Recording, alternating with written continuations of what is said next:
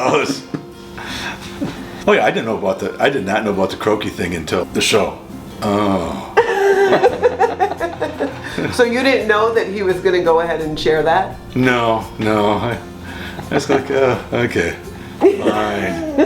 You're a good singer, though. Why, thank you. Yeah, who knows? They may pop up around town. Yeah. I thought that was a funny one, and more than one person asked that too. It's like, well, they shared his karaoke video. Is he going to share the video from the trail cam? Like, God, that was terrifying enough. I don't want to scare little kids. I'm glad they blurred it out. I was very happy to see that. Yeah. Is there anything that you would have done differently? No. In the end, this is still what I believed. And all I did is kind of at the end say, okay, I'll let you guys go your direction first. I just wait, see what happens. Are you still waiting? Oh yeah. There's so many people encroaching. This thing's it's going to be a problem someday. Do you get questions from people who, whether they run into you or people that you know, about kind of how this all went down? Oh yes. Watch the show. And I hate to say it that way, but just watch the show because it will answer everything. Yeah. It's pretty self-evident, what's going on. This thing is what it is. It does eat meat, and it does eat fresh meat. That one that we have, there's a picture of, it's about that big around. I mean, the one that we're talking about, the Mikinaak, is massive. And the only reason why it would have, again, it would be mistaken or bump, or it's an opportunity. And I know that, they have bitten off like fingers and stuff like that. And they snap, it's like a rattlesnake. It's like, wow. Yeah. The thing that was cut out of the film is the reason why it bothered me was, remember the alligator that took the little kid down Disneyland? They knew it was there. They knew he was there. They still let people get near this thinking that I don't know what, they Disneyfied this. And unfortunately, that little kid, they got it. He hit him before he had a chance. That alligator, there is no love for the child or hatred for the child or nothing. It sees it as an opportunity thing for food. Where you look at, like, most of them, they're not big enough, and all of a sudden you see something big. Remember, most creatures see us as Godzilla. We're the uber predator. Every creature on Earth knows what we are.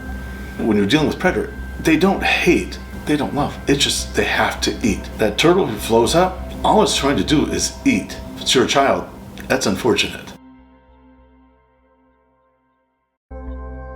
Back in the 70s, I heard about this giant turtle on Lake Minnetonka. In fact, I think it was Lord Fletcher's would give a reward if you could get a picture. And so yeah, it's going back, 50 years ago? So this thing is really old. Did people have photos of it that you recall? Not that I recall, no. I don't think they ever got one. I think back then people didn't have a camera in their pocket all the time, so. Number one most popular question that I have had has been asking, and oddly, it's the one I wondered about the most too. Why so many trips to Jubilee and Mound? Well, I really like it there. Big Bob's always been good to me. No, I buy daily for dinners, and I do have a bad memory. You get there, you come home, and you realize what you forgot, and you go there again, and you come back, and you realized, I thought I had this, I didn't. Just 2-3 times a day. Anything that you can talk about as far as the season 2 goes?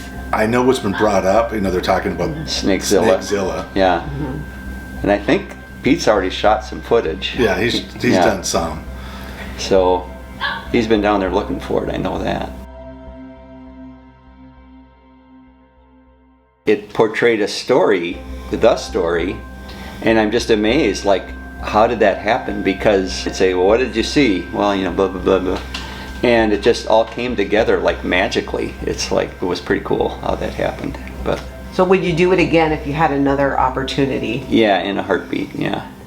He's not telling us what to do, because he can't tell us what to do. And it's okay. It's funny, he just went along. And it was great working with Adam.